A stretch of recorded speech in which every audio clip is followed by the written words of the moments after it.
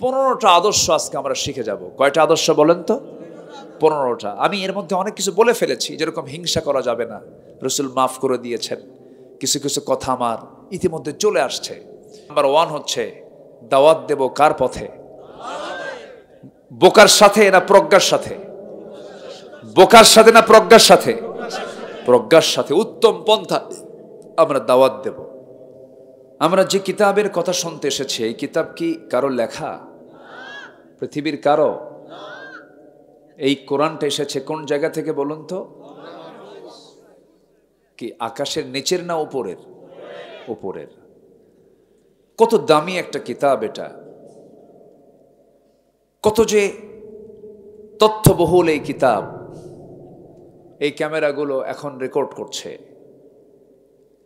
এই ক্যামেরা, এই প্রযুক্তি, তারপরে বিমান, বিভিন্ন অ্যাটম বম, এই যে আধুনিক যে সরঞ্জামাদি, সায়েন্স অ্যান্ড টেকনোলজির যে ডেভেলপ হয়েছে, উন্নয়ন সাধন হয়েছে, উৎকর্ষ সাধন হয়েছে, এটার কিন্তু মূল যে সূত্রটা আপনি যদি খুঁজতে যান, কোরআন হচ্ছে তার মূল সোর্স। জোরে বলি সুবহানাল্লাহ, জোরে বলি সুবহানাল্লাহ। সূরা ফিল আল্লাহ তাআলা আজ থেকে ১৫০০ বছর আগে নাজিল করেছেন।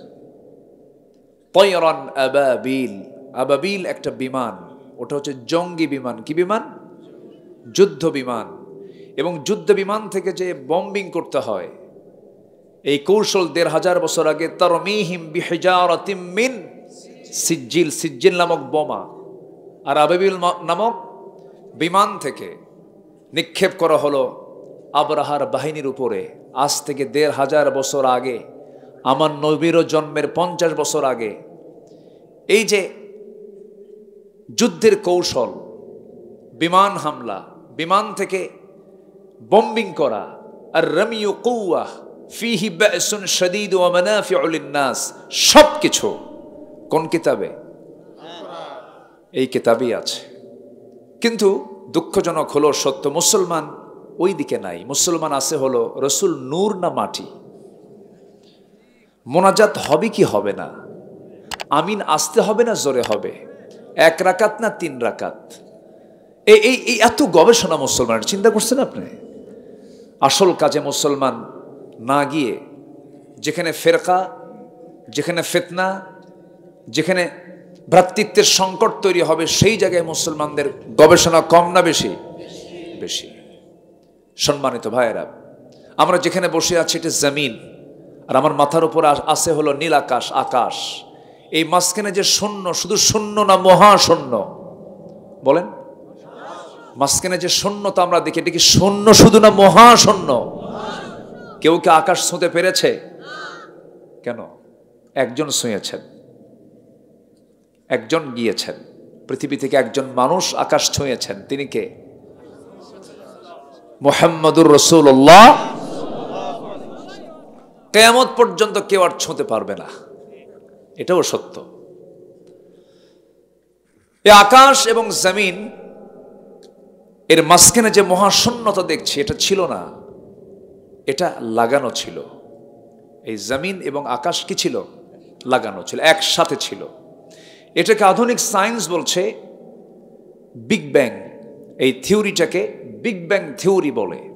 যারা গবেষণা করেন তারা বুঝে নিয়েছেন এতক্ষণে, কিন্তু আমাকে একটু ব্যাখ্যামূলক না দিলে তো সবাই বুঝবেন না।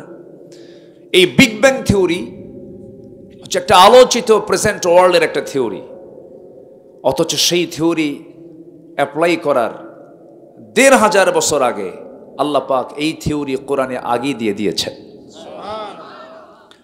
আল্লাহ রাব্বুল আলামিন বলেন, আওয়ালাম ইয়ারাল্লাযীনা কাফারু আন্নাস সামাওয়াতি ওয়াল আরদা কানাতা রাতকান ফাফাতাকনাহুমা وجعلنا من الماء كل شيء حي। জোরে বলুন আল্লাহু আকবার। কাফেররা কি দেখে না আমি আল্লাহ রাব্বুল আলামিন আসমান এবং জমিনকে দুটো এক জায়গায় রেখেছিলাম। ফাফাতাকনাহুমা, এবং সেখানে একটা প্রচণ্ড ধাক্কার মধ্য দিয়ে মহাশূন্য আমি আল্লাহ করে দিয়েছি। তাহলে এখন বলুন, বিজ্ঞান কি প্রমাণ করলো, না বিজ্ঞান কোরআন থেকে ধার নিল? কি নিয়েছে? কি নিয়েছে? ধার নিয়েছে। এ শুধু একটা বললাম, আরো আছে বহু। সব সোর্স হচ্ছে কোরআন। যেখানে সব জ্ঞান শেষ, সেখানে কোরআনের জ্ঞান শুরু। জোরে বলে সুবহানাল্লাহ। সেই কালামে হাকিম থেকে, সূরাতুল আহজাব থেকে আমি কিছু কথা বলতে চাচ্ছি। শুধু একজন আকাশ ছুঁয়েছেন, তিনি কে? বলুন বলুন। Marconi, Faraday, James Watt, Copernicus, Einstein, Dalton, Galileo, এই যে বিজ্ঞানীদেরকে আমরা মহাবিজ্ঞানী বলি, কেউ কে আকাশে গেছে? তাহলে এরা যদি সামান্য দুই একটা তথ্য দিয়ে যদি মহাবিজ্ঞানী হয়, আমার নবীজি আরশ কি বলে, আকাশ পেরিয়ে, 7 আকাশ পেরিয়ে, সিদরাতুল মুনতাহা পেরিয়ে আরশ আজিম পর্যন্ত চলে গেলেন। জোরে বলে সুবহানাল্লাহ। মিরাজ মিথ্যা না সত্য? মিথ্যা না সত্য? শুধু সত্য না মহাসত্য? মহাসত্য। কষ্ট পাচ্ছেন নাকি?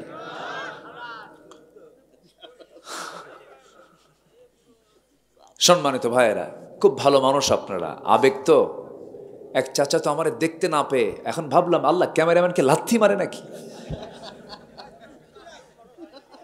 মানে এটা কিন্তু প্রচন্ড ভালোবাসায়, কিন্তু হুজুরের দেখতে পারতেছি না। কথা ঠিকই আছে তো, ঠিকই আছে, কিন্তু বিষয়টা হলো একটু বুঝতে হয়, সবারই যেন আমার কথায় যেন কেউ কষ্ট না পায়, এটাও খেয়াল করতে হবে। সম্মানিত ভাইরা, একটু আমার দিকে তাকান। আবার এটার কারণে আবার অনেকে দেখতে পাচ্ছেন না, ওই দেখেন। তাহলে এটা বাদ দিলে আমি অস করবো কি দিয়ে? আমার দিকে তাকান। বালিশ দিলে এটাও তো উঠবে উপরের দিকে। আচ্ছা, যাই হোক, যেভাবে আসি আমরা বলি আলহামদুলিল্লাহ। 2018 সালে আমাকে ধরে নিয়ে গেল জেলখানায়। একটু থামেন, মানে জাস্ট এই কথাটা বলতেছি।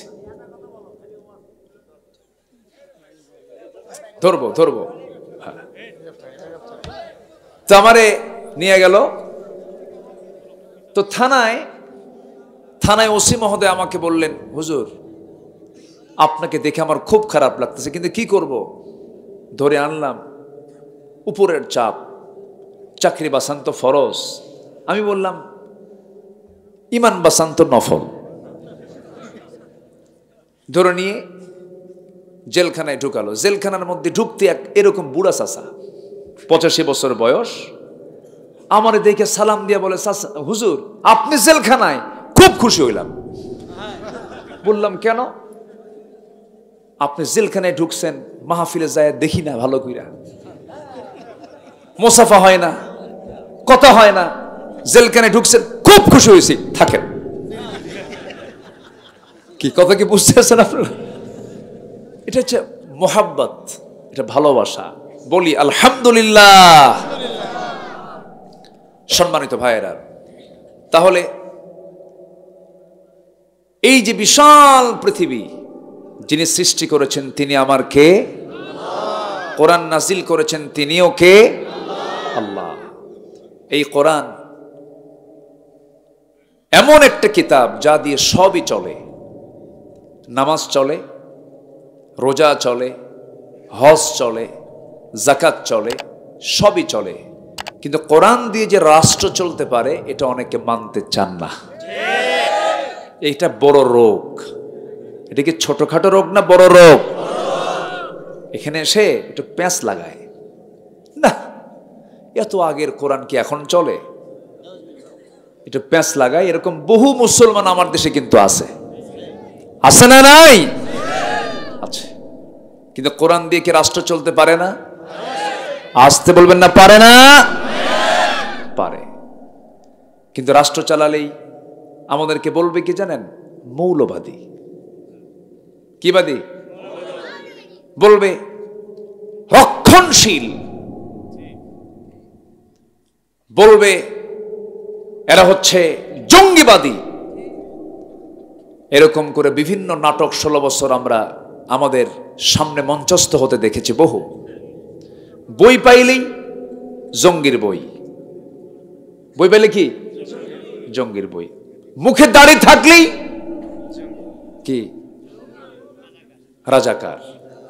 এগুলো কিন্তু আমরা দেখে এসেছি। এখন আর এগুলো নাটক চলে না, এগুলো খায় না আর জনগণ, এগুলো খায়। এখন কথা হলো, মূল বিষয়টাতে আমরা আসি। কোরআন দিয়ে যদি নামাজ চলে, রোজা চলে, হজ চলে, দান সদকা চলে, রাষ্ট্র কেন চলবে না? দেখলাম তো আমরা 54 বছর, 53 বছর, কেউ এই দেশ চালিয়েছেন 25 বছর একটানা, কেউ চালিয়েছেন 16 বছর, কেউ চালিয়েছেন 9 বছর, মাঝখান দিয়ে মঈনুদ্দিন ফখরুদ্দিনরা কয়েক বছর। সব দেখা শেষ। সবাই মুসলমান হলেও ইসলাম দিয়ে তারা রাষ্ট্র চালায় নাই। নামাজি সরকার একটাও আসে নাই। সব সরকার দেখা শেষ আমাদের। আমরা দেখতে চাই নামাজি সরকার, কোরআনের সরকার। রাজি আছেন কারা কারা? হাত উঁচু করে দেখান মুসলমান।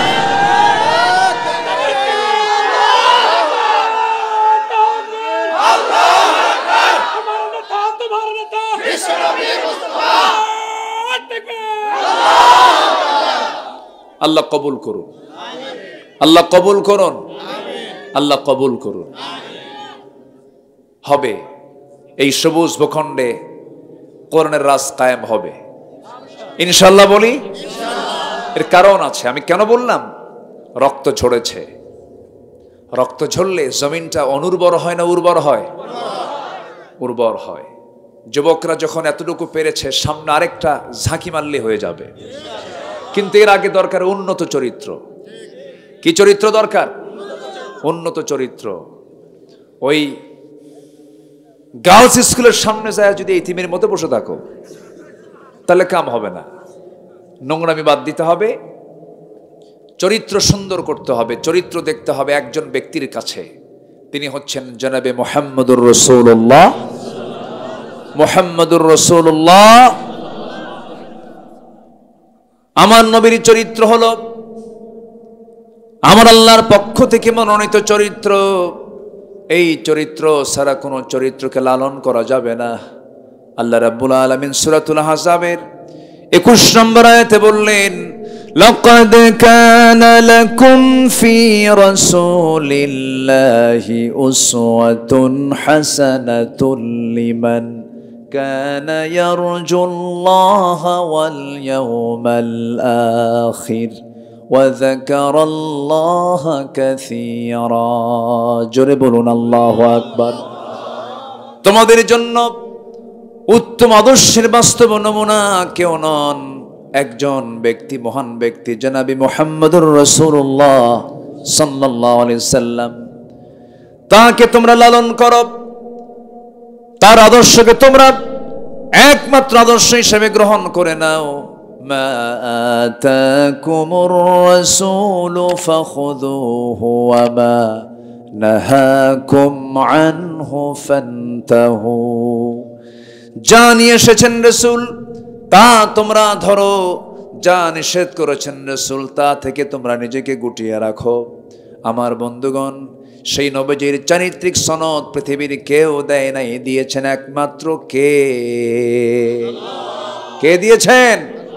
আল্লাহ পাক। আল্লাহ রাব্বুল আলামিন নবীর শানে বলছেন, হে রাসূল, আপনাকে পাগল বলুক, জাদুঘর বলুক, গণক বলুক, রাষ্ট্রদ্রোহী বলুক, যে যা বলে বলুক, লেজ কাটা বলুক, আপনি এই সমস্ত কথায় কর্ণপাত করবেন না। আমি আপনাকে জানায় দিচ্ছি, ওয়া ইন্নাকা লাআলা খুলুকিন আযীম। জোরে বলুন আল্লাহু আকবার। নুন ওয়াল কলমি ওয়া মা ইয়াসতুরুন মা আনতা বিনি'মাতি রাব্বিকা বিমাজনুন ওয়া ইন্না লাকা লাআজরান গায়রা মামনুন وَإِنَّكَ لَعَلَى خُلُقٍ عَظِيمٍ। জোরে বলুন আল্লাহু আকবার। নবী আপনাকে যে যা বলে বলুক, আপনার মনক্ষুণ্ণ হওয়ার দরকার না। আমি আপনাকে ঘোষণা করছি, আপনি হলেন সমহান চরিত্রের অধিকারী।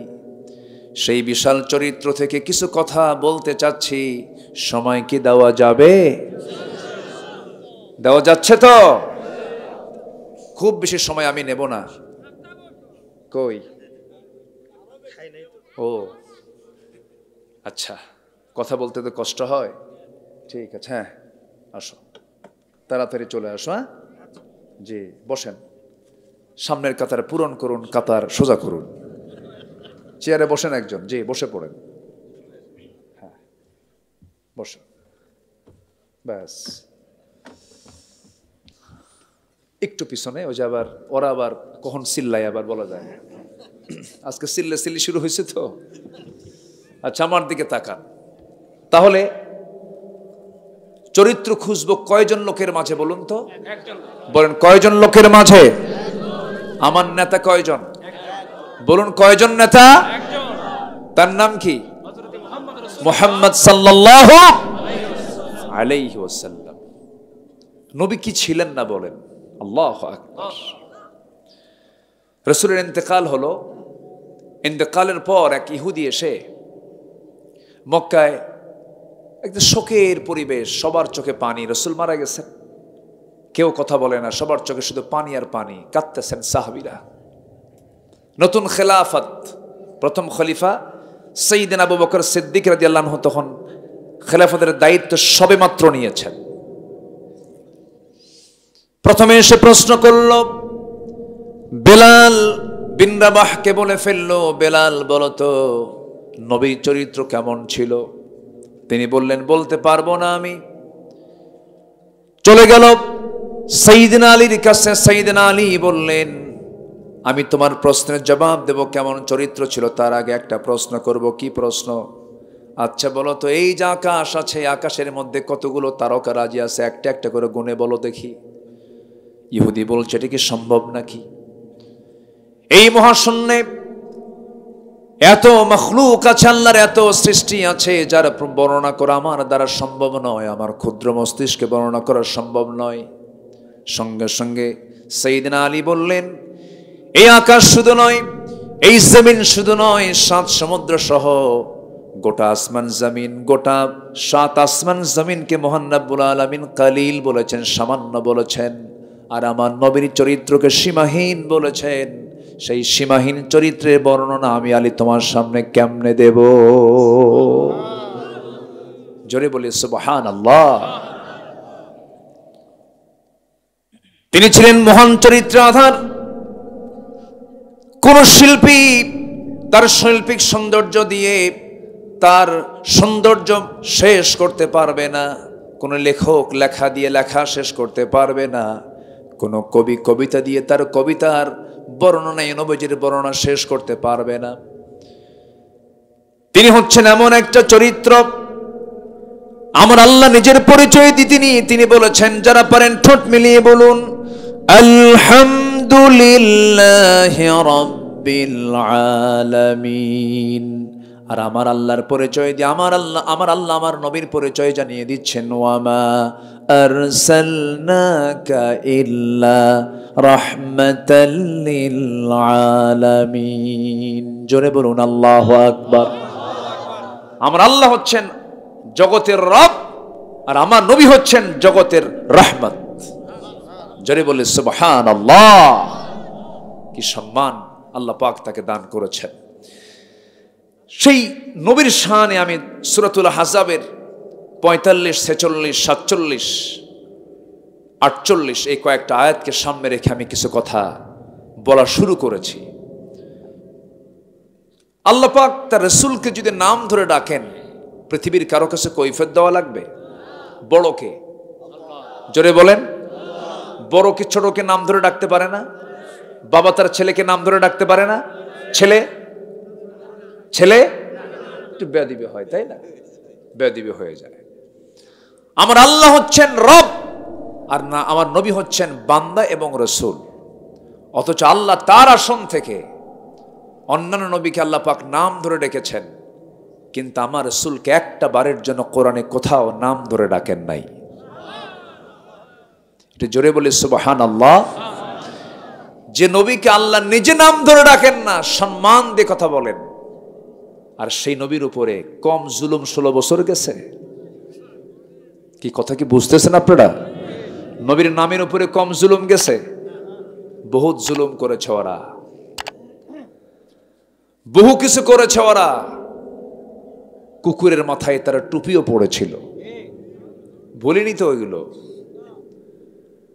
যাই হোক, আমরা তাদের জন্য দোয়া করি, আল্লাহ তাদেরকে হেদায়েত দান করুক। জোরে বলে আমিন। যারা ওই চেতনার যারা আছেন, কি করব এটা, এই নারী ভুরি কি করব বলেন? এখানে রাখবো? আচ্ছা, থাকুক, আল্লাহ ভরসা। যদি দেন, সাউন্ড তো ওখানে পাবে না, দেন না, কি আছে, একটু হেল্প করি আপনাদের, দেন, ঢুকায়। হ্যাঁ, বাস, থাক, হয়ে গেছে, হয়ে গেছে, হয়ে গেছে, মাশাআল্লাহ। বলি আলহামদুলিল্লাহ। সবারই তো খুশি করতে হয়। আমরা তো মার ভূমিকায় থাকি, বোঝেন নাই?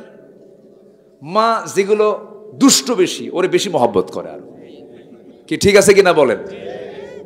এরা পরে আসছে, আসাই তো জায়েজ হয়নি পরে আপনাদের, রাস্তা ভুলে গেছে।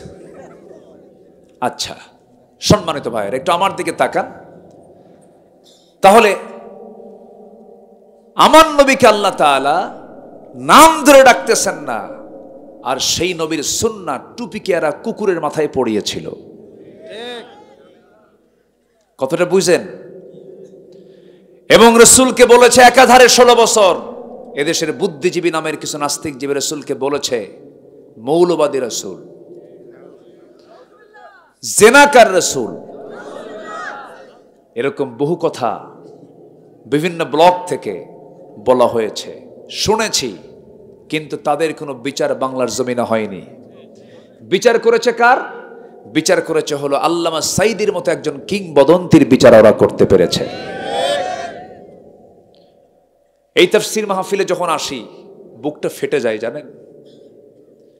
এই বগুড়ার শাহ সুলতান মাঠে, কি সুলতানগঞ্জ মাঠে, সেন্ট্রাল হাই স্কুল মাঠ ছিল তার শেষ 2009 সালের কত 25 ফেব্রুয়ারি তার ছিল লাস্ট মাহফিল। বগুড়াবাসীর সঙ্গে তিনি সর্বশেষ কথা বলে গেছেন। সম্মানিত ভাইয়েরা, 2009 সালে আমার প্রথম জীবনের হজের সফর, আমি একসঙ্গে একই বছর, যে বছর আমি যাই সে বছর ওনারও শেষ হজ। ওনাকে প্রশ্ন করা হলো, হুজুর আপনি দেশে ফিরবেন না, দেশে মামলা চলছে, আপনাকে গ্রেফতার করবে দেশে গেলেই। উনি মুস্কি হাসি মেরে বলেন, আলেমরা পালায়?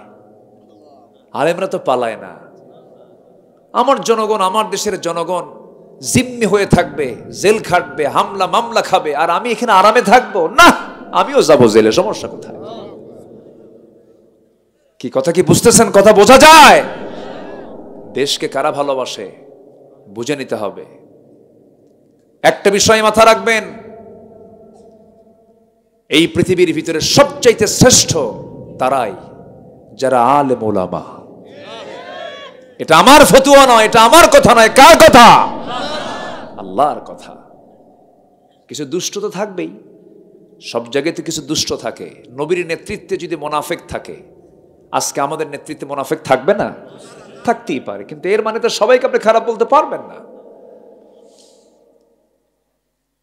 এরপরে উনি বললেন, আমি দেশে ফিরব। দেশে ফিরেছেন, জেল খেটেছেন 13 বছর, ভালো করে খাইতে দেয়নি, 9 টাকার খাবার খেয়েছেন, বিছানাটা ছিল এবড়া থাবড়া, ঠান্ডা, 4 হাত বাই 5 হাত, একটা সেলের মধ্যে 13 বছর কেটেছে তার। জীবনের অবর্ণনীয় জুলুম নির্যাতন তাকে করা হয়েছে। রিমান্ডে নিয়ে হিন্দু পুলিশ দিয়ে থাপ্পড় মারা হয়েছে তার গালে। কম অত্যাচার করা হয়নি। আরে 2023 সালের 13ই আগস্ট একটা সুস্থ মানুষ, একটা সবল মানুষ, কোনো অসুখ নাই তার, জটিল কোনো সমস্যাও নাই, বয়স হয়ে গেছে, হাঁটুতে ব্যথা।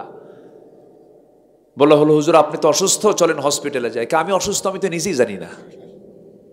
জোর করে ধরে নিয়ে জেলখানায়, ভালোই ছিলেন, জেলখানাতে মানুষ ভালো থাকে না, ভালোই ছিলেন, ওখানেই থাকুক না, ওদের মায়া দেওয়া হলো না, মায়া দেওয়া হলো না।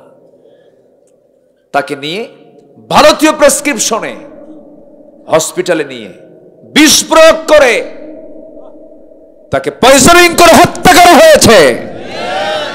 এই তাফসীর মাহফিলের প্ল্যাটফর্ম থেকে জানান দিতে চাই, অবিলম্বে জগৎ বিখ্যাত আলেমের খুনিদের প্রকাশ্যে ধরে চূড়ান্ত শাস্তি নিশ্চিত করা হোক। এ মতের পক্ষে রাজি আছেন কারা কারা? হাত উঁচু করে দেখান মুসলমান।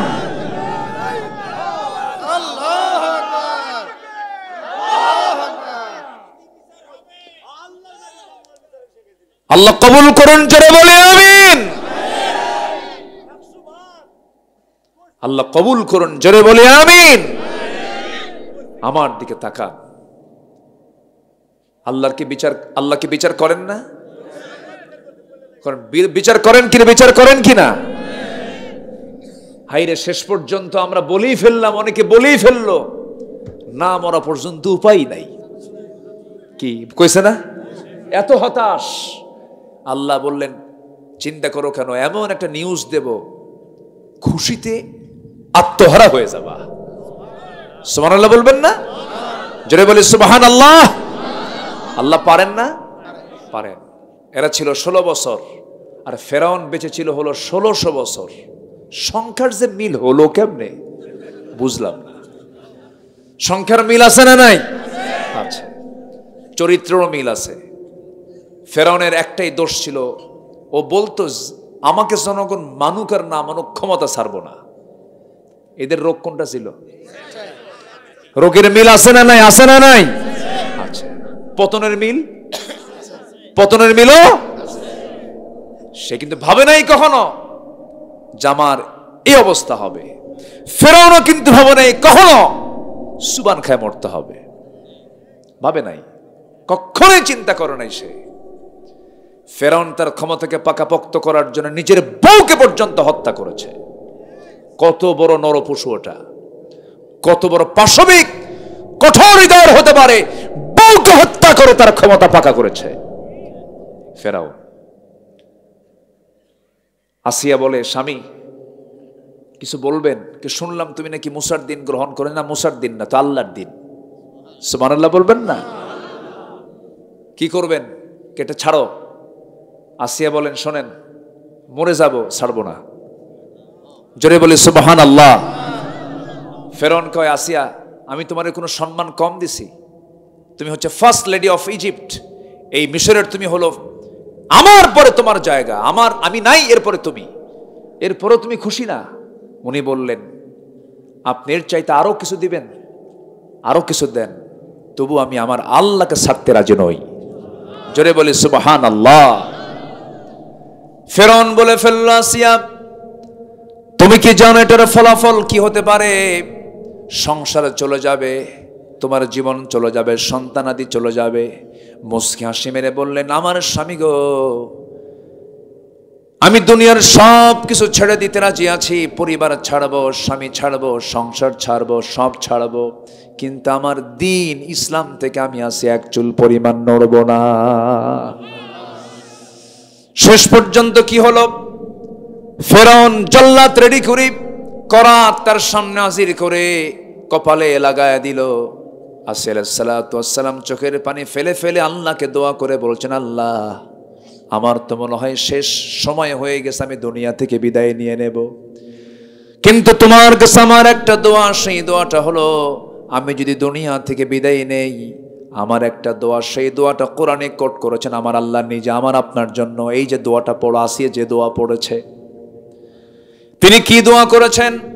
রব্বি বিনিলি ইনদাকা বাইতান ফিল জান্নাতি ওয়া নাজ্জিনি মিন ফিরআউনা ওয়া আমালিহি। আল্লাহ তুমি আমার জন্য বানায়া দাও একটা মাত্র ঘর, সেই ঘরটা হওয়া চাই তোমার ঘরের দেওয়ালের সাথে। এবং তুমি ফেরাউন থেকে আমাকে বাঁচায় দাও, আমি আর দুনিয়াতে থাকতে চাই না, আমি তোমার সঙ্গে জান্নাতে থাকতে চাই। আল্লাহ তুমি তোমার ঘরের সঙ্গে আমার একটা ঘর বানায় দিবা। অনেক জিনি মিন ফিরাউন ওয়া আমালিহি, এবং ফেরাউনের অপকর্ম থেকে আমাকে তুমি বাঁচায় দাও। করাত দিয়ে চিটতেছে তার মাথা, আর মুখ থেকে বের হচ্ছে লা ইলাহা ইল্লাল্লাহ, জোরে লা ইলাহা।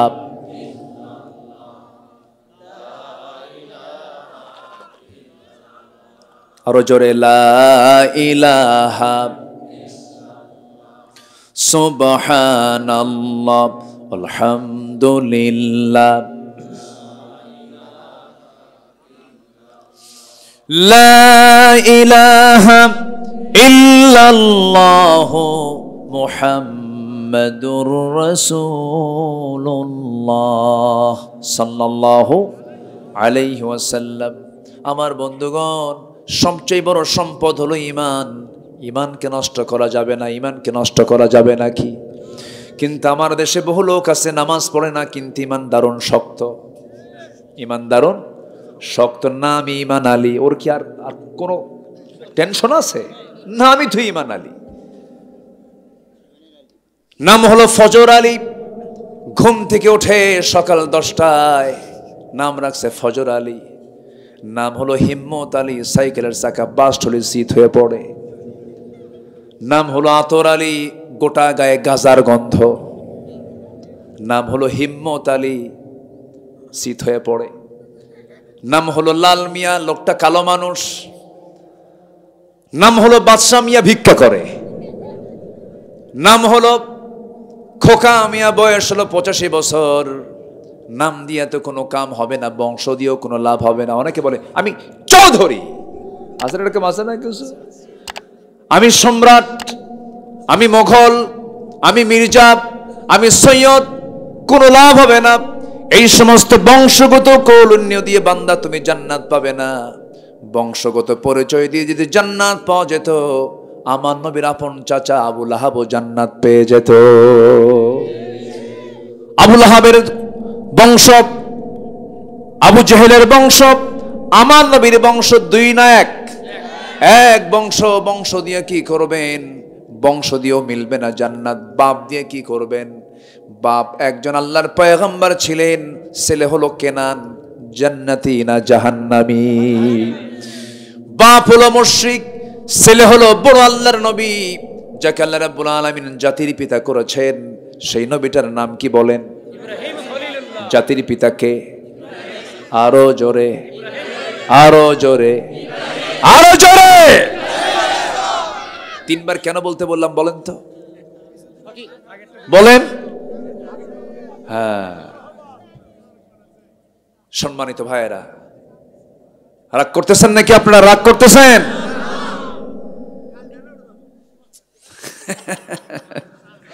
এই লোক তো মানে সকাল সকাল করতেছে, হুজুর ওয়াজ আজকে সকাল পর্যন্ত হবে, মানে জানাজা সহ, বুঝলেন? খুব সুন্দর মানুষ, আলহামদুলিল্লাহ। আমি এই মাঠে, এই গ্রামে, ট্যাংরা আমার পুরাতন নাম। আমি এসেছি আজ থেকে আরো 15-16 বছর আগে, 18 বছর আগে, 16 বছর। জি আলহামদুলিল্লাহ, আল্লাহ পাক বেঁচে থাকলে দেখা হয় না, আবার দেখা হয়ে গেছে, বলি আলহামদুলিল্লাহ। এত সুন্দর মানুষ আপনারা, আমি খুবই খুশি। জানেন কি সুন্দর পিন পতন, নীরব হয়ে, কোনো নড়াচড়া নাই। কি মনোযোগ দিয়ে কোরআনগুলো শুনতেছেন আপনারা। আল্লাহ এই সম্পর্ক তুমি আল্লাহ হাসর পর্যন্ত গড়ায়া দাও। এই তো মরে যাব, কত লোক মরে গেল, আমার বয়সের কত মানুষ বন্ধু চলে গেছে। আমার এক বন্ধুর কথা এখনই মনে হলো, জানেন, নাম তার জিয়া, বাড়ি দুবচাচিয়া। দুবচাচিয়া, খুব সুন্দর কণ্ঠ, আমার চেয়েও অনেক সুন্দর তার তেলাওয়াত ছিল। সে ন্যাশনাল কম্পিটিশনে কয়েকবার জাতীয় পর্যায়ে সে ফার্স্ট হয়েছে। আর্মিতে চাকরি পেল, আর্মিতে চাকরি করলো। হঠাৎ করে, আমি জানতাম না, আমি একদিন ফোন দিয়েছি ওর নাম্বারে ফোন দিয়ে বললাম, আসসালামু আলাইকুম জিয়া, কেমন আছো? সে এখন উত্তর দিয়ে ভিতর থেকে ওই উল্টা উত্তর আসতেছে, মহিলার কণ্ঠ। বললাম কি ব্যাপার, জিয়া কোথায়? জিয়া তো নাই। কোথায়? কবরে চলে গেছে। সে নাই, মোবাইল নাম্বারটাও আছে, সিমও আছে, কিন্তু সিমওয়ালা মোবাইলওয়ালা নাই। আমরা কি যাব না একদিন? আসতে যাব না রে ভাই, যাব না? কিসের তাকাব্বুরি আপনার বলেন? অহংকার কিসের দেখান? আপনি যে লোকটাকে কষ্ট দিয়ে কথা বললেন, আপনি একদিন কাঁদবেন যখন সে মারা যাবে, আহারে লোকটাকে কষ্ট দিয়ে কথা বলেছি। এজন্য যতটুকু পারা যায় হিংসা না করে থাকা, যতটুকু পারা যায় কষ্ট না দিয়ে থাকা, যতটুকু পারা যায় সব কষ্ট নিজের কাঁধে নিয়ে অন্যকে কষ্ট না দিয়ে কথা বলা। সম্মানিত ভাইয়েরা, এই পৃথিবীর সেরা চরিত্র হচ্ছে মুহাম্মদ সাল্লাল্লাহু আলাইহি ওয়াসাল্লাম। রাসূল যেদিন মক্কা বিজয় করেন, আমার নবীজি কাঁদতেছেন আর বলতেছেন, মক্কার লোকরা আমাকে মারছে, এই মক্কার মানুষগুলো আমাকে রক্তাক্ত করেছে, এই যে দাগ, এই যে দাগ, এই যে কপালে আমার লোহার ফলার দাগ, এই যে দাঁত ভাঙ্গার দাগ, সব মক্কার মানুষগুলো মেরেছে আমাকে। সাহাবীরা, আমার কোনো প্রতিশোধ নাই, আমি এদেরকে মাফ করে দিলাম। জোরে বলে সুবহানাল্লাহ। এই চরিত্রই তো দরকার আমাদের, এই চরিত্রই তো দরকার। আমার নবীজি প্রতিশোধ নিতেন না, ক্ষমা করে দিতেন। আমরা ক্ষমা করব না? জোরে বলি ইনশাআল্লাহ, আরো জোরে ইনশাআল্লাহ। তার দাম কত, নবীর দামটা কত, কি শান তার! আকাশের চাঁদ দুই ভাগ হয়ে যায় নবীজির হাতের ইশারায়। আমার নবীজির যখন জন্ম, আবু তালেব নবীর এক চাচা, কাফের চাচা। কি চাচা? কাফের, কিন্তু ভদ্র। কি ভদ্র? কিছু হিন্দু ভাইয়েরা আছে দেখবেন খুব ভদ্র, কিন্তু মিথ্যা কথা বলে না, ওজনে কম বেশি করে না, খালি একটাই সমস্যা, ঈমান নাই। কি নাই? ঈমান নাই। আর আমাদের মধ্যে কিছু মুসলমান আছে এমন আকাম কুকাম নাই, যা করে না, খালি ঈমান আছে। খালি কি আছে? রাগ করতেছেন নাকি আপনারা? কথাগুলো খুব মনে হয় শক্ত হয়ে যাচ্ছে। আমার নবীজি নবজাতক, মার পেট থেকে পৃথিবীর চেহারায় কেবল দেখতেছেন 3 দিন বয়স। কয়দিন? 3 দিন। আমার নবীজি ছোট্ট মানুষ, ঘরের মধ্যে আকাশের চাঁদনি, আকাশে চাঁদ, চাঁদনি আকাশের নিচে তার মা তাকে শোয়ায় রেখেছেন, চিত হয়ে শুয়ে আছেন। এমন সময় আবু তালেব একদিন বলছে, মুহাম্মদ, তুমি তো আজকে আল্লাহর পয়গম্বর হয়েছো, তোমার বাল্য জীবনের একটা স্মৃতিচারণ করতে চাই। সেই স্মৃতিচারণ হলো, আমি তোমাকে 3 দিনের শিশু যখন তোমাকে দেখতে গেলাম তোমাদের বাড়িতে, তোমার মা তোমাকে কোলে নেয় নাই, তোমার মা তোমাকে চাঁদনি আকাশের নিচে শোয়ায় রেখেছে। তোমার মা কাছে নাই, শুধু চোখের পানি হাউমাউ করে কান্দে। সেই সময় দেখতে পেলাম তুমি একাকী চাঁদনি আকাশের নিচে তোমাকে শুয়ে রেখেছে, হাত পা নড়াচড়া করছো, কিন্তু ভালো করে লক্ষ্য করে দেখি বাম হাত যখন ডান দিকে নাও, আকাশের চাঁদও ডান দিকে যায়। যখন তুমি তোমার ডান হাতটা বাম দিকে নাও, আকাশের চাঁদটাও বাম দিকে চলে যায়। যখন তুমি তোমার দুটো হাত দিয়ে যখন নিচের দিকে হাত দুটো টেনে আনো, আকাশের চাঁদটার সঙ্গে সঙ্গে তোমার কাছাকাছি চলে আসে। আমি কি ভুল দেখছি নাকি বলো তো? আমি কোনো স্বপ্ন দেখেছি কিনা বলো তো? আমার নবীজি কেঁদে কেঁদে বলছেন, চাচা যান, জন্মের পূর্বে আমার বাপকে হারাইছি। জন্মের 6 মাস আগে আমার বাপ দুনিয়া থেকে বিদায় নিয়েছেন। আমার মা স্বামী হারা একজন মানুষ। আমার জন্ম যখন হয়ে গেল, আমি পৃথিবীর জমিনে আসলাম, আমার মা আমাকে কোলের মধ্যে নিয়া, এই কলিজার টুকরা ধন যার কোলে উঠায় দিয়া তিনি আনন্দ পেতেন, সেই বাপ তো আমার নাই। তার স্বামীটা জন্মের পূর্বেই দুনিয়া থেকে বিদায় নিয়েছেন। কিন্তু মা যখন আমাকে কোলে নিতে নেন, বারবার স্বামীর কথা মনে হয়ে যার কান্দে। আমার মার চোখের পানি আমাকে কোলে নিলেই তার তীব্রতা বেড়ে যায়। সেই জন্য আমাকে তিনি সময় দিতে পারেন নাই, আমাকে নিলেই তার কান্না আসে। আমাকে রেখে দূরে দূরে থাকতেন। সেই শূন্যতা দূর করার জন্য আল্লাহ রাব্বুল আলামিন আকাশের চাঁদ আমার জন্য আল্লাহ পাক দোলনা বানায় দিয়েছিলেন। জোরে বলে সুবহানাল্লাহ। কি দাম আমার নবীর। আমার নবীকে আল্লাহ রাব্বুল আলামিন একটা জায়গায় নাম ধরে ডাকলেন না, ডাক দিয়েছেন আদমকে, ইয়া আদম উসকুন আনতা ওয়া যাওজুকাল জান্নাহ। ডাক দিয়েছেন ওয়া মা তিলকা বিয়ামিনিকা ইয়া মূসা।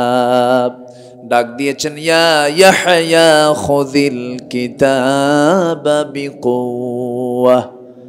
সব নবীকে আল্লাহ রাব্বুল আলামিন নাম ধরেন হরফে নিদা প্রয়োগ করে ডাক দিয়েছেন। আমার নবীকে আল্লাহ পাক একটা বারও ডাকলেন না, ডাক দিয়েছেন যত জায়গায়, সব জায়গায় নবীজির নামের সঙ্গে সিফাত যোগ করেছেন, গুণ যোগ করেছেন। মুহাম্মাদুর রাসূলুল্লাহ ওয়াল্লাযীনা মাআহু আশিদ্দাউ আলাল কুফফারি রুহামাউ বাইনাহুম। আরেক জায়গায় বলছেন ওয়ামা মুহাম্মাদুন ইল্লা রাসূল قد خلت من قبله الرسل। আল্লাহ পাক তার নবীকে সুন্দর করে এই জায়গায় ডাক দিচ্ছেন সূরাতুল আহজাবে, ইয়া আইয়ুহান নাবিয়্যু ইন্না আরসালনাকা শাহিদা ওয়া মুবাশশিরা ওয়া নাযীরান ওয়া দা'iয়ান ইলাল্লাহি বিইذনিহি ওয়া সিরাজাম মুনীরা। জোরে বলুন আল্লাহু আকবার। হে সম্মানিত নবী, হে সম্মানিত রাসূল, হে মুজাম্মিল, হে মুদ্দাসসির, কোথাও নাম ধরে ডাকলেন না। এত সম্মান, এত মর্যাদা আমার নবীকে দিয়েছেন একমাত্র কে? সেই নবীর উম্মত হচ্ছে আমরা। আমাদের দামও আছে না নাই? আসতে বলো, আমাদের দাম আছে না নাই? আমরা বিড়ি খাই, দাম তো আছে, ঠিক আছে না? বিড়ি খাই, দাম তো আছে।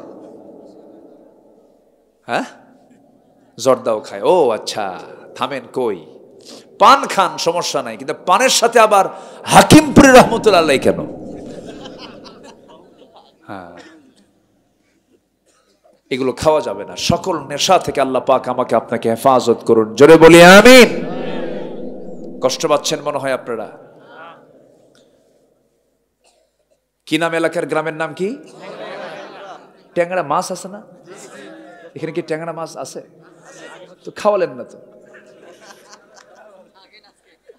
জি, ট্যাংরা মাছ তো অনেক স্বাদের মাছ।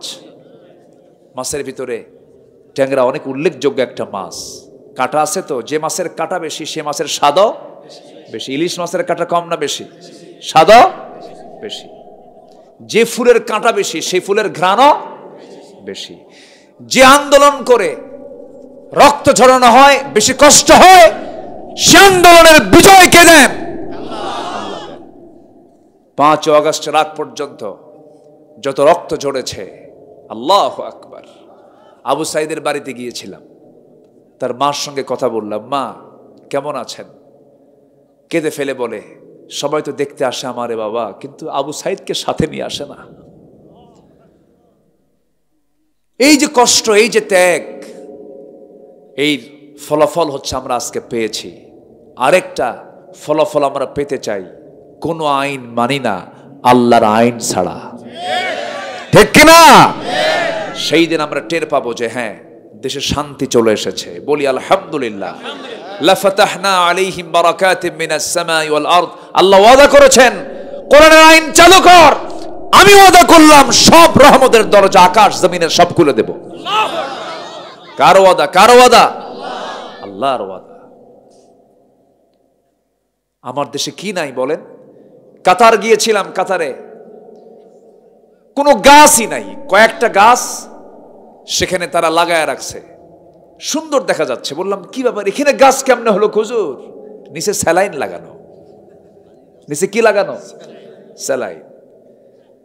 শুধু স্যালাইন দিয়ে কাম হয় না হুজুর, কি আরো কি লাগে? এই গাছকে বাঁচানোর জন্য দুবেলা করে হেলিকপ্টার ওর মাথার উপরে আসে, পানি স্প্রে করে, পানি স্প্রে করে দেয় এই গাছটা তাজা রাখার জন্য। মাত্র কয়েকটা গাছের পেছনে কোটি কোটি টাকা গভর্নমেন্ট খরচ করে সবুজায়ন রাখার জন্য, সবুজ রাখার জন্য। আর আমার দেশে পায়খানা করে ধুয়ে আসে। কি কথা কি বুঝতেছেন? বান্দা পায়খানা করে, সেখান থেকে গাছ হয়। আলহামদুলিল্লাহ কবেন না? কি নাম তো আর বলার দরকার নাই, সব তো জানেনি। আমরা যে কত বরকতময় দেশে আছি, শুধু একটা শাসক দরকার, ওমরের মতো, আবু বকরের মতো। 54 বছরের দেশে যা কিছু হয় নাই, 10 বছর যদি ওমরের মতো একটা শাসক আসে, দেশের রহমতের বারিধারা প্রবাহিত হতে থাকবে। আল্লাহু আকবার বলেন। কিন্তু দুঃখজনক হলো অধিকাংশ নেতাগুলো আমাদের সত্যবাদীরা মিথ্যুক, খালি মিথ্যা কথা কয়। আছে ভালো তো আছেই, কিন্তু ভালোর সংখ্যা হলো খুবই কম। নামাজের সংখ্যা যেমন 5%, ওই ভালোর সংখ্যা ওই কয়েকটা পার্সেন্ট। হিসাব বুঝতে হবে, কিন্তু হিসাব কিন্তু মিলে নিতে হয়। সম্মানিত ভাইয়েরা, আজকে মনে হচ্ছে আমি ফজর পর্যন্ত ওয়াজ করি। চাচা খুব খুব খুশি হয়ে গেছে চাচা এখন। জি আলহামদুলিল্লাহ বলেন। কেন রু ওয়াজ তো শুরু। জি আলহামদুলিল্লাহ বলেন। তাহলে আমরা কি চাই এদেশে কোরআন আসুক? সবাইকে চান? শুধু চাইলেই হবে না, কাজ করতে হবে, মাঠে নামতে হবে, ঝাঁপিয়ে পড়তে হবে। কোন নেতা আপনার সামনে আসলে আগে বলবেন, তুই কি কোরআন চাস? হ্যাঁ চাই। ওকে, কোরআন চাও? চাই না। জুতা দেখছিস? জুতা 54 বছর ধোঁকাবাজি করছিস, আর না, ভাগ এখান থেকে, ঠিক কিনা? কথা ক্লিয়ার? কোন ফাঁকিবাজি তার পড়তে চাই না আমরা। আল্লাহ কবুল করুন, জোরে বলি আমিন। সরল মানুষের দৌড় বাঁকা হয় না, সোজা হয়। আমরা সোজা বুঝি, আমরা সোজা দৌড় মারবো। এত আঁকা বাঁকা পথে আমাদের যাওয়ার কোনো দরকার নাই।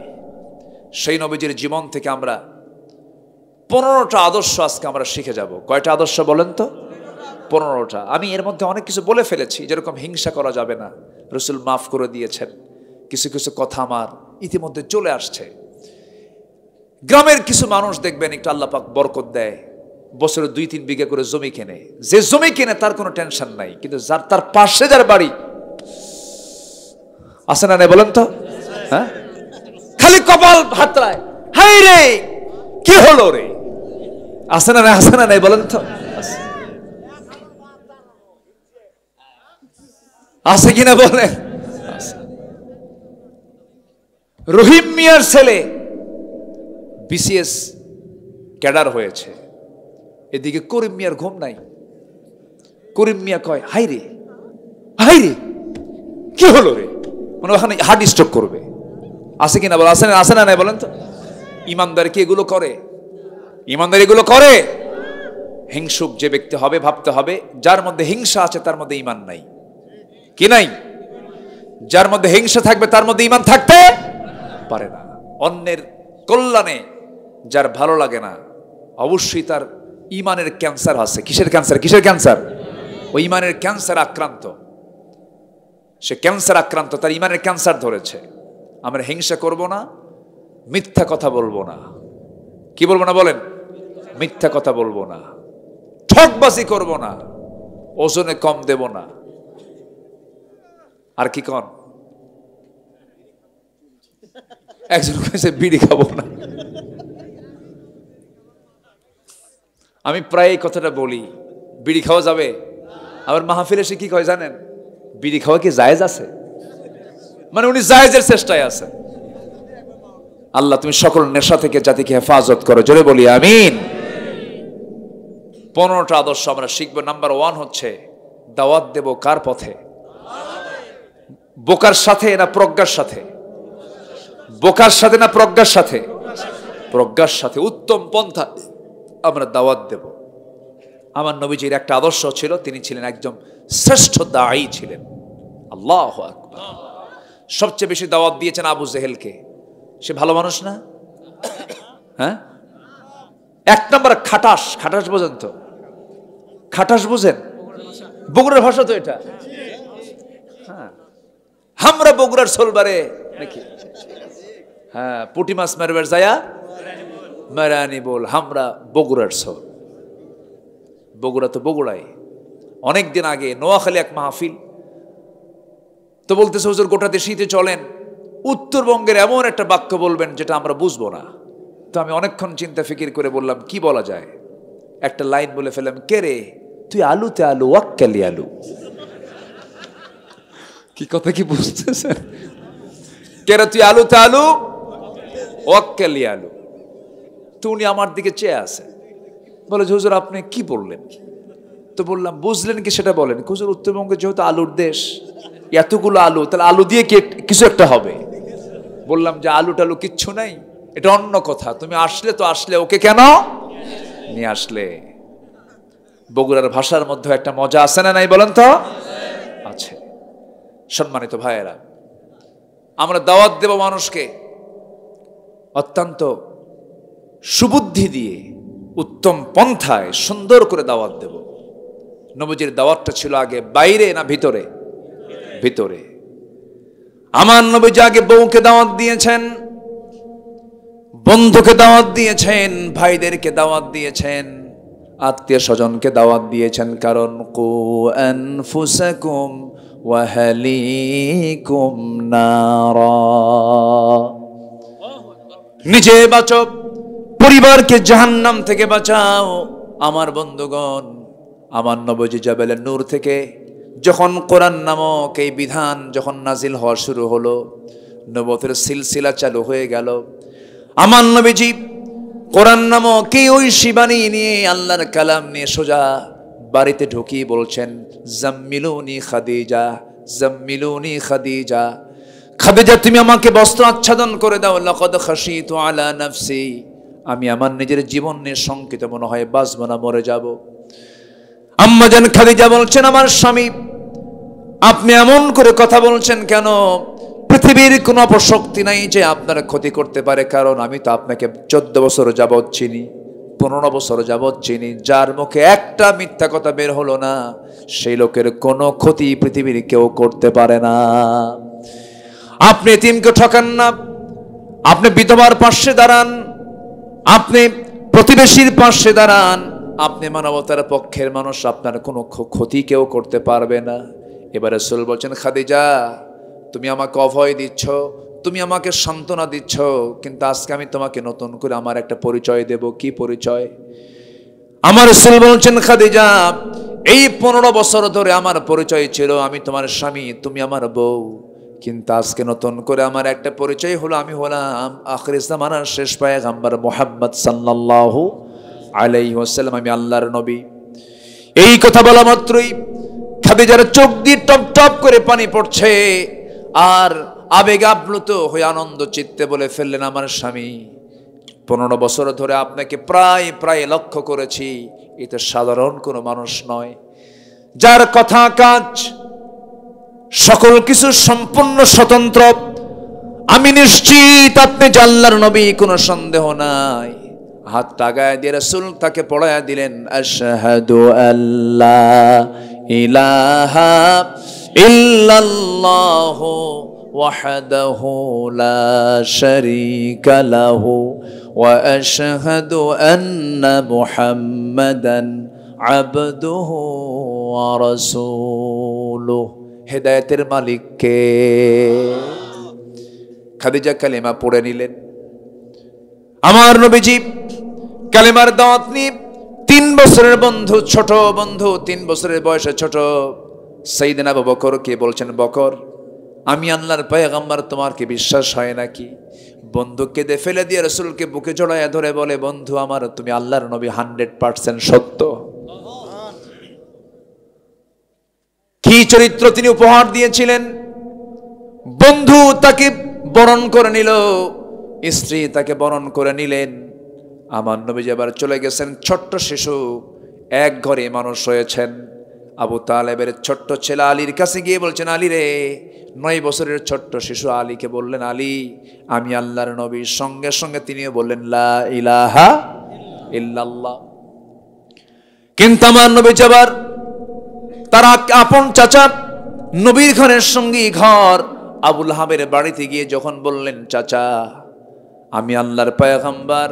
আবু লাহাব জন্মের সময় রাসূলের জন্মে খুশি হয়ে উট কোরবানি দিয়েছিল, খুব খুশি হয়েছিল। কিন্তু রাসূল যখন বললেন, চাচা আমি আল্লাহর পয়গম্বর, আবু লাহাব রাসূলকে গালিগালাজ পাড়তে পাড়তে ঘর থেকে বের করে দিল। আমার নবীজি ঘর থেকে বের হয়ে আসলেন। ওই ঘরে নবীর দুইটা মেয়ে ছিল, দুইটা মেয়েকেও তালাক দেওয়া হলো। মেয়েগুলো তালাক প্রাপ্ত হয়ে নবীর ঘরে চলে আসলেন। আমার নবীজি বড় কষ্ট পেয়ে গেলেন। আবু লাহাবের বউ পর্যন্ত রাসূলকে কষ্ট দিয়ে কথা বলল। আমার নবীর স্ত্রী খাদিজা মক্কার সবচেয়ে ধনী মানুষ। আমার নবীর ঘর আবু লাহাবের ঘর ছিল পাশাপাশি। আবু লাহাবের স্ত্রী কর্তকে উম্মে জামিলা প্রত্যেকটা দিন বাড়ির সমস্ত ময়লা আবর্জনাগুলো একটা ডিশের মধ্যে তুলে নিয়ে ছাদের উপরে উঠে দাঁড়ায় থাকতো। খাদিজা যখন ঘর থেকে বের হয়ে উঠানে দাঁড়াতো, খাদিজার মাথার উপরে এই সমস্ত পচা আবর্জনাগুলো ফেলে দিত। আমার নবী একদিন সরাসরি দেখে ফেললেন। দেখে ফেলে বলছেন, খাদিজা আমার প্রতিবেশী এত জুলুম অত্যাচার করে, তুমি তো আমাকে কোনোদিন একটা বারের জন্য বললে না। খাদিজা বলছেন, ইয়া রাসূলুল্লাহ আপনি দাওয়াতি কাজে ব্যস্ত থাকেন, আপনাকে সংসার জীবনের এই সমস্ত কথাগুলো বলে আপনাকে কষ্টের মধ্যে ফেলবো কেন? সামান্য কষ্ট সহ্য করে নেব। কিন্তু আমার রাসূল বড় কষ্ট পেলেন। আমার নবী যদি কষ্ট হলে পরে কে রেগে যান? আসতে বলবে না, কে রেগে যান? সাহসী হব আমরা, ভীরু হব না। আমরা বুক দিয়ে দেব, পিঠ দেব না। যেমন করে মুগ্ধরা জীবন দিয়েছে, আবু সাইদরা জীবন দিয়েছে, এদের নামগুলো ঘন ঘন আসা দরকার। এই জাতির একটা চরিত্র হলো ভুলে যায় সব, বুঝলে? এই জাতির একটা খারাপ চরিত্র আছে, ভুলে যায়। আবু সাইদ যা করেছে, আল্লাহু আকবার। জীবন দেওয়া তো সস্তা না ভাই, আমরা এমনি এমনি পাইনি। জীবন দেওয়া তো সস্তা নয়। অনেক লোক আছে চাপা মারে, যত রক্ত লাগে দেব, প্রয়োজনে লোক পাঠাবো, আমি যাব না। বুঝেন নাই? আবু সাইদ হাত কি দেখেন নাই? দেখেন নাই? একদম এরকম শটাং করে বুক উঁচু করে থেকেছে। কত গুলি চালাবি চালা, জুলুম দেখতে চাই না আর। আল্লাহু আকবার বলেন। রক্ত ঝরালে ইতিহাস পাল্টে যায়। আল্লাহু আকবার। ইতিহাস পাল্টে গেছে। সম্মানিত ভাইয়েরা,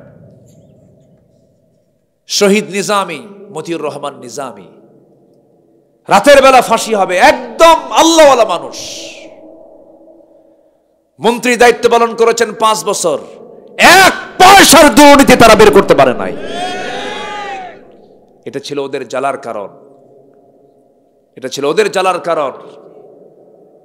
শেষ পর্যন্ত তাদের প্রেসক্রিপশনে তাকেও ফাঁসির কাজটা ঝুলিয়ে মারা হয়েছে।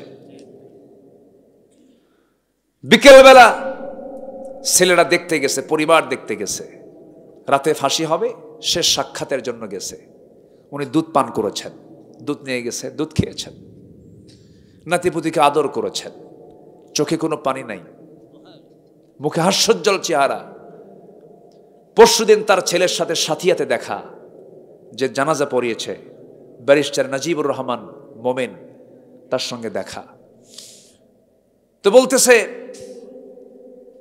নিজামী, তার বাপ তার ছেলেকে বলতেছে, বাবা রাতেই তো জানাজা হবে, তুমি আমার জানাজাটা পড়াবা,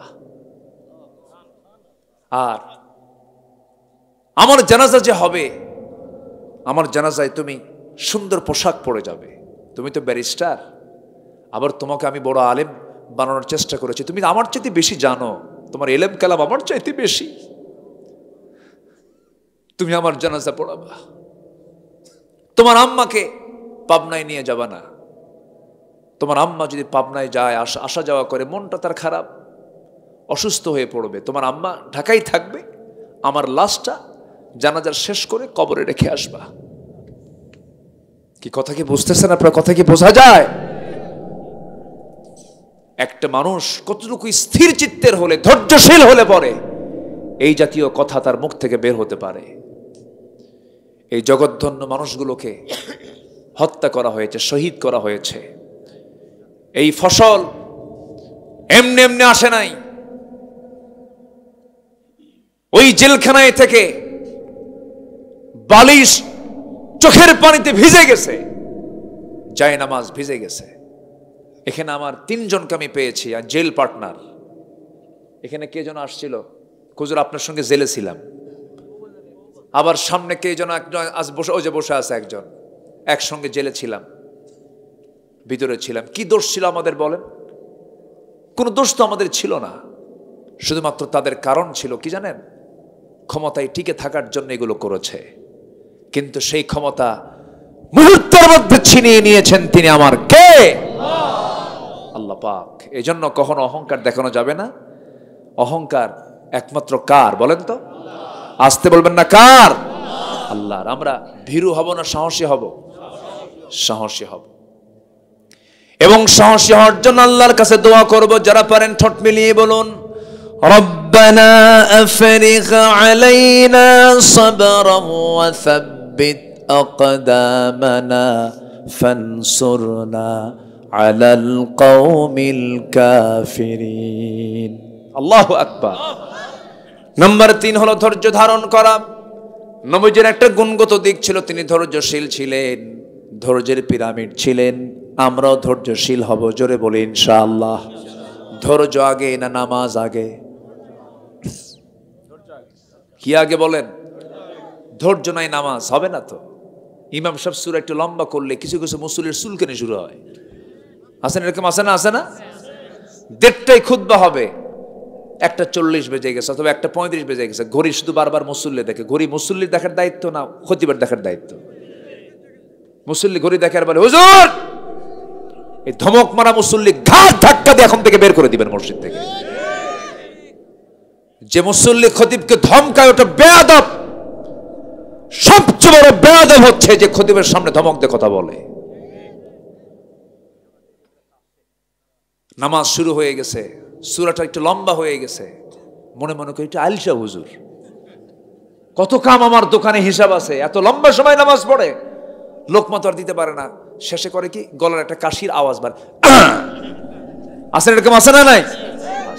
এই জন্য বললাম নামাজ আগে না ধৈর্য আগে? ধৈর্য আগে। এই যে বসে আছেন, ওয়াজ আগে না ধৈর্য আগে? ধৈর্য আগে। কিছু লোক কিন্তু চলেও গেছে, গেছে না?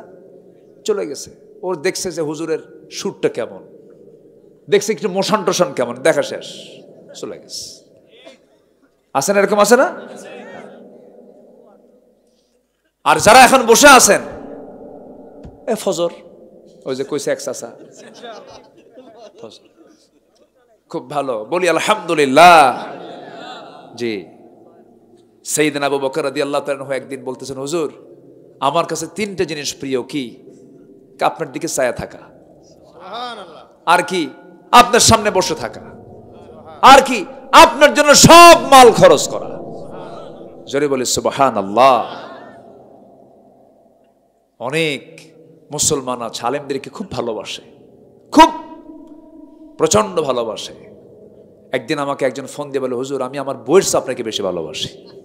বললাম, ভাই এটা তো দরকার নেই, আপনার বউ তো আপনার কাছে, তো বউয়ের চাইতে বেশি ভালোবাসার দরকার কি? আপনি তাকেও ভালোবাসেন, আপনি আমাকেও মহব্বত করেন, তো এর চাইতে বেশি ওর চাইতে কম এটা বউ শুনলে তো রাগারাগি শুরু হবে। এই মহব্বত গুলো আসে কার থেকে? কার থেকে বলেন তো? কার থেকে আসে? আল্লাহর পক্ষ থেকে। আল্লাহ কবুল করুন, জোরে বলি আল্লাহুম্মা আমিন। নাম্বার 4 হলো পরিবারের প্রতি দায়িত্বশীলতা। আমার নবীজি মেয়েগুলোকে বিয়ে দিয়েছেন, বিয়ে দিয়ে আমার দেশের কিছু বাপ আছে মেয়ের বাড়ি সে নেই না, আসেন এরকম বাপ, যাই না, মেয়ের কোনো খবরই রাখে না, বরঞ্চ মেয়ের খবর না রাখা মেয়ের সম্পত্তি ছেলের নামে লিখে দেয়। হারামজাদা বুড়া। এরকম কিছু বুড়া আছে না ভাই? হ্যাঁ, বেমাক বেটাক দিছে বা, হ্যাঁ, সব দিয়ে দিয়েছে, মেয়েগুলোকে ঠকায়। আছে না মেয়েগুলোকে ঠকানো বাবা? আছে না? নাই? আছে। কিন্তু ছেলেকে দিয়ে লাভ হলো, কেউ তো গাঁজা খায়, ও ইয়াবা খায়। যদি উপকার করতে পারে বাবার, মেয়েরাই পারে। আসতে কন কেন? মেয়েরা ডিমগুলো বেচে বেচে টাকা জমা করে লুকায় লুকায় বাবার পকেটে দেয়। নিজে দেখেছি, ফুফুদের দেখেছি, আমি ফুফুদের দেখেছি।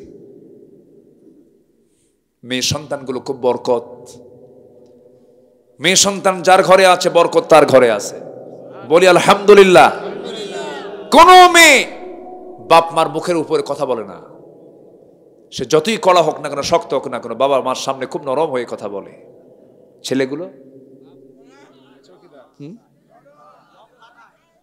খালি বিয়ে হওয়ার পর পর ওরে বাপ, সুপারলেটিভ ডিগ্রি, ঠিক আছে না, হাই পাওয়ার।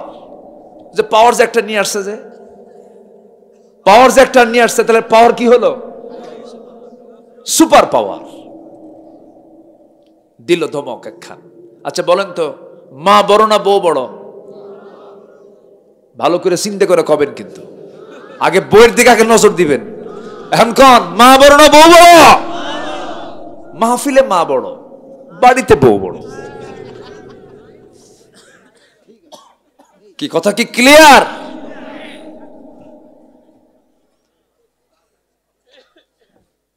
দুঃখ লাগে, মাকে ভাত দেয় না, আসে না? আমি আশ্চর্য হয়ে যাই, এখানে গোনাগুনি কেন? আপনার মাকে খাবার দিতে হবে, আপনার তো হিসাব করেন কেন? আপনি যখন মার দুধ খেয়েছেন, উনি কি হিসাব করে খাওয়াইছে? এখানে হিসাব করেন কেন? মার কাছে কোনো হিসাব চলবে না, বাবার কাছে কোনো হিসাব চলবে না। ইয়াসআলুনাকা মাযা ইউনফিকুন কুল মা আনফাকতুম মিন খাইরিন ফালিল ওয়ালিদাইন ওয়াল আকরাবিন। আল্লাহু আকবার বলেন। এখানে কোনো হিসাব করবে না। ছেলেরা যারা আছো, বাপ যাদের আছে, হিসাব করা যাবে না। বাপ মা তো বেহিসাবি নেয়ও না। বাপে যদি আপনি বেশি দেন, বলে তোর ওই যে ছেলেটা আছে, ওর জন্য এটা কিনিস, আমার এত লাগবে না, যা। আল্লাহু আকবার বলেন। বাপ মা কি রাক্ষস? কোন বাপ মা কি সন্তানের জন্য রাক্ষস হয়? যতটুকু লাগে ততটুকুই তো নেয়। ভালো একটা চাদর কিনে নিয়ে দিবেন বাপকে। আপনার গায়ে যদি দুর্বল চাদর থাকে, বলবে ওই চাদর আমার গায়ে দে, তুই এটা নে, তুই এটা পর। আপনি আপেল কিনে নিয়ে যাবেন, আপেল দিয়ে বল মা তুমি আপেলটা খাও।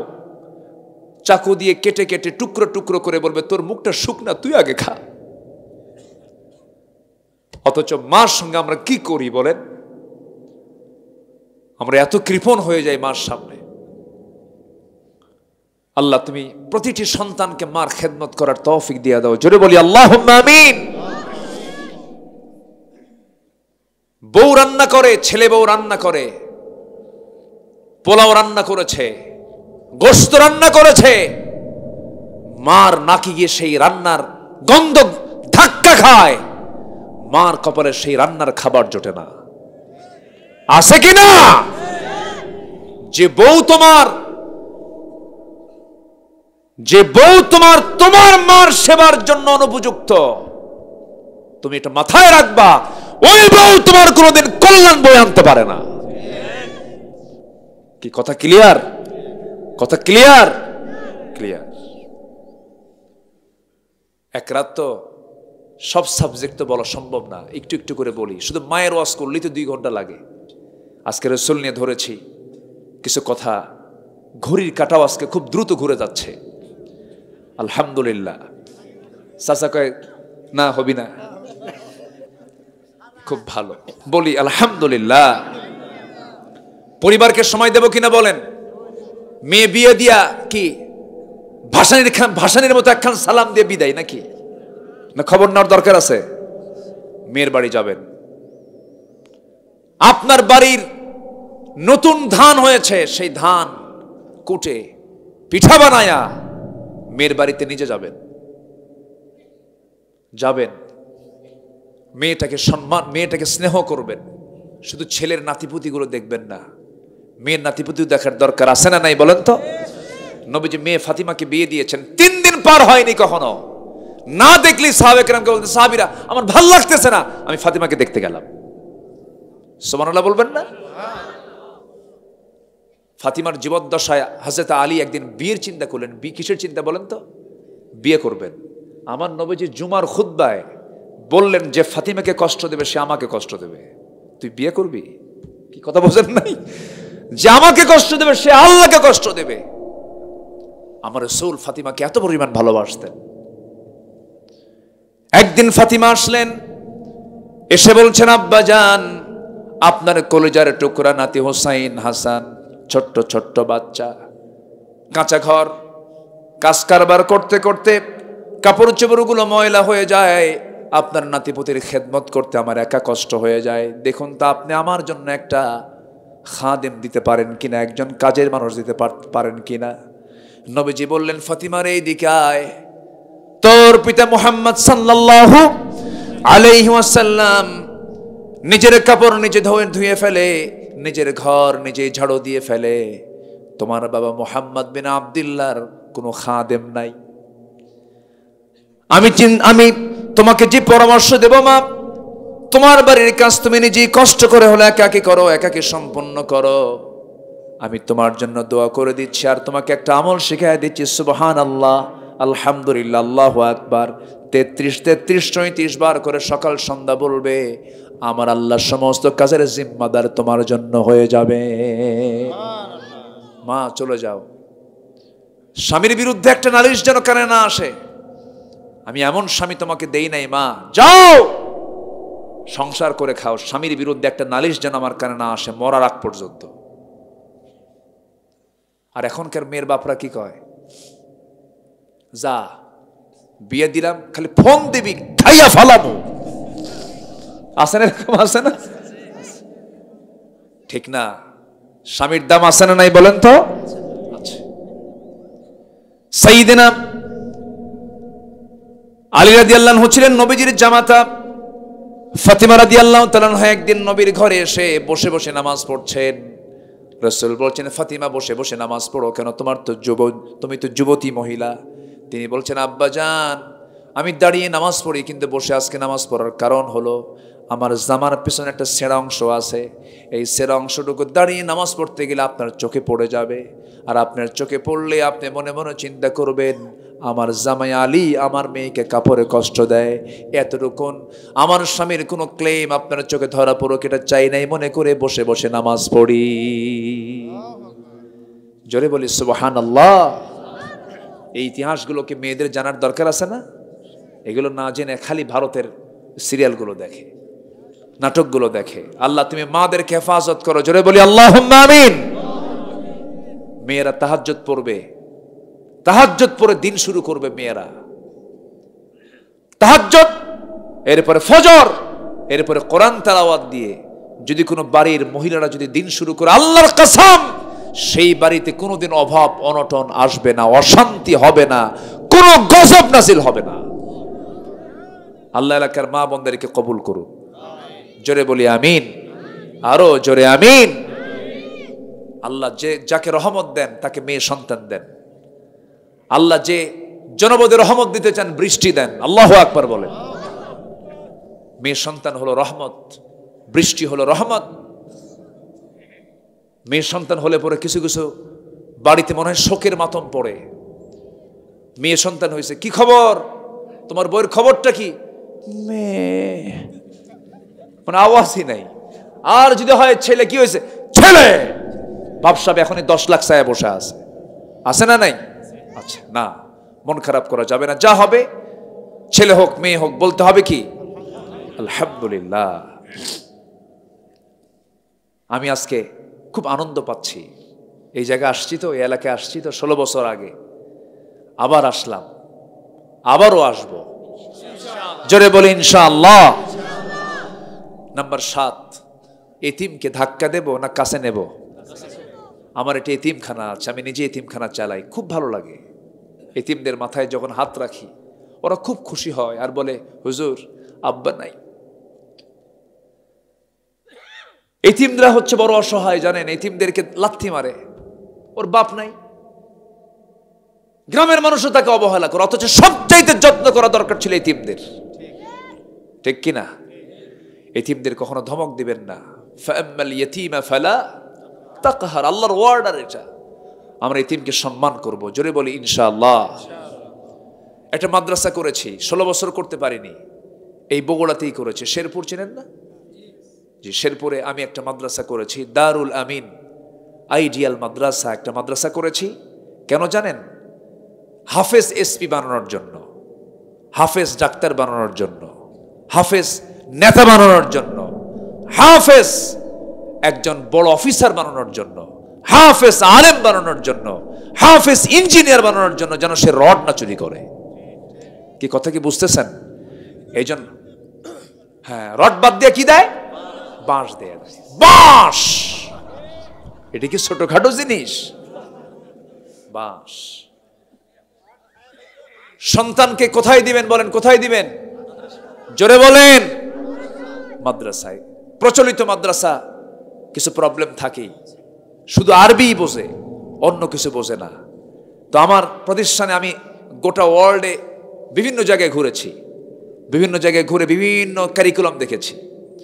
তা আমি যে কারিকুলামটা নিয়েছি সেটা হলো 1 থেকে 5 পর্যন্ত পড়বে, বাংলা ইংরেজি সব পড়বে, অঙ্ক শিখবে, এর মাঝেই সে হাফেজও হয়ে যাবে। অনেক সময় তো নষ্ট হয়, অনেক সময় নষ্ট হয় না, শুধু পরিকল্পনার অভাবে। এর মধ্যে সে খেলবে, খেলাধুলা করবে। কোনো শাসন মানে কি, কিছু কিছু শিক্ষক আছে মানসিক রোগী, পিটায়া রক্ত বের করে দেয়, আছে না? কিছু আছে না? এটা ঠিক না, এগুলো ঠিক না। আপনি আপনার সন্তানকে মারবেন কেন? রাসূল কোন সন্তানকে মেরেছেন, স্ত্রীকে মেরেছেন, একটা হাদিসে দেখাতে পারবেন না। আপনি কি তার চাইতে বড় কিছু? না মেরে চোখ রাঙ্গায়া, একটু ভয় দেখায়া, হালকা মৃদু শাসন, এটা থাকবে। শাসন তো সেই করে, সোহাগ করে, যে এতটুকু শাসন তো থাকতেই হবে। একটা প্রতিষ্ঠান শুরু করেছে, দোয়া করবেন না আপনারা? সবাই দোয়া করবেন না? আল্লাহ পাক যেন জাতি গড়ার কাজে যেন আমাদেরকে আল্লাহ পাক কবুল করেন। এই জাতির স্থায়ী কিছু তখনই আশা করা যায় যখন জাতির ভিতরে শিক্ষার বিপ্লব ঘটানো যাবে। আসুন, শিক্ষার একটা সুন্দর নৈতিক শিক্ষার একটা বিপ্লব আমার দেশে যেন ঘটাতে পারি আমরা সবাই, সেই তৌফিক দান করুন। জোরে বলি আল্লাহুম্মা আমিন। সন্তানকে চোখ বন্ধ করে মাদ্রাসায় দিবেন। টাকা পয়সা হাজার হাজার কোটি টাকার মালিক হয়ে লাভ নাই, সালমান এফ রহমান শীত হয়ে পড়ে আছে। কি ঠিক কিনা বলেন? দাড়ি কেটে ওরা রেহাই হয় নাই, মাথার চুল কালো বানায় রেহাই হয় নাই। অতএব সমস্ত রিজিক বরকতময় সম্মানজনক রিজিক কার হাতে? আল্লাহর হাতে। মার পেটে যদি 10 মাস আল্লাহ পাক আমাকে খাওয়াতে পারেন এত কঠিন জায়গায়, সে আল্লাহ সাধারণ দুনিয়া খাওয়াতে পারবেন না? অবশ্যই পারবেন। চোখ বন্ধ করে মাদ্রাসায় দিবেন, হাফেজের বাপ হন, বিশাল তৃপ্তি পাবেন, বিশাল তৃপ্তি। হাফেজের বাপ হন। আমার একটা ছেলে আছে, একটু বলেই ফেলি, আপনার পরিবারের মতোই। এখানে আসছি বহু আগে, আল্লাহ পাক আমাকে 4টা মেয়েও দিয়েছেন। এত আস্তে আলহামদুলিল্লাহ কইলেন, মানে বিয়েটা আপনারাই দিবেন মনে হয়। নবীজির কয়টা মেয়ে বলেন? বলেন। 4টা মেয়ে। তাহলে একটা মিল পাইছি তো। মাঝখান দিয়া একটা ছেলে, নাম্বার 3, সে আমার একটা ছেলে একটা আছে, ও হাফেজ হয়েছে, কিন্তু খুব দুষ্টামি করে, জানেন, পড়তে চায় না, একটু কম পড়ে। একটু দোয়া করবেন আল্লাহ যেন তার পড়ার আগ্রহ যেন বাড়ায় দেন। খুব দুষ্টামি করে, মানে পড়তে চায় না। পড়ো বাবা পড়ো, কিন্তু ওর পড়ার খেয়ালটা একটু কম মনে হয়, আমার কাছে মনে হয়। বলে আব্বু এত পড়া লাগে নাকি, একটু বসবো হয়ে যাবে। দেখছেন, মেধা ভালো তো খুব ফাঁকিবাজি করে। যারা বেশি চালাক হয় তারা কি করে? একটু ফাঁকিবাজি করে। একটু দোয়া করবেন। আপনার সন্তানকে মাদ্রাসায় দিবেন, যাদের 6 বছর সন্তান ছেলে মেয়ে আছে, 6 থেকে শুরু করবেন, 5 থেকে শুরু করবেন। ও যেন 4-5 বছর বয়সে সব শেখার আগে আলিফ বা তা সা জিম হা যেন চেনা যায়। আলিফতে আল্লাহ, ঠিক আছে, মিমতে মোহাম্মদ, এগুলো যেন শিখে যায়। দেখবেন আপনার সন্তান আপনার জন্য বড় নিয়ামতের কারণ হয়ে যাবে, বরকতের কারণ হয়ে যাবে। আল্লাহ তুমি সবাইকে, সব ভাইদেরকে সন্তানের প্রতি যত্নশীল হয়ে দ্বীনের শিক্ষায় আগ্রহ বাড়ানোর তৌফিক আল্লাহ পাক দান করুন।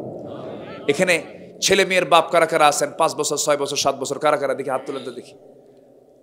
অনেকেই তো আছেন, অনেকেই আছেন। জি আলহামদুলিল্লাহ, হাত নামান। কাছাকাছি যে প্রতিষ্ঠানগুলো আছে দিবেন। আবাসিকে যদি কেউ দিতে চান, খুব বেশি দূরে না, আপনারা যোগাযোগ করবেন, আমার মাদ্রাসাও দিতে পারেন, কোনো সমস্যা নাই। ভর্তি করায় দিবেন, ভর্তি নিয়ে নেব ইনশাআল্লাহ। আল্লাহ কবুল করুন, জোরে বলি আল্লাহুম্মা আমিন। আমার হোম ডিস্ট্রিক্ট কিন্তু এই বগুড়া জেলায়, আমার জন্ম এই থানা, এই বগুড়া জেলার ওই শেরপুর থানাতে আমার জন্ম। দোয়া করবেন আল্লাহ যেন এই দিনের হক কথাগুলো গোটা পৃথিবীবাসীর মাঝে যেন বলতে পারে, সেই তৌফিক আল্লাহ পাক দান করুন। অনেক কথা বলে ফেলেছি, আর সামনের দিকে আর আগাবো না। জাস্ট 12টার গোড়ায় কাছাকাছি আমরা চলে এসেছি। আমরা আমাদের জীবনের চরিত্র একজনকে খুঁজবো, তিনি হচ্ছেন মুহাম্মদুর রাসূলুল্লাহ। নামাজ পড়বো কয় ওয়াক্ত বলেন তো? কারা কারা একটু হাত তুলে দেখেন তো দেখি, চিৎকার মেরে বলি ইয়া আল্লাহ, ইয়া রহমান, ইয়া রহিম।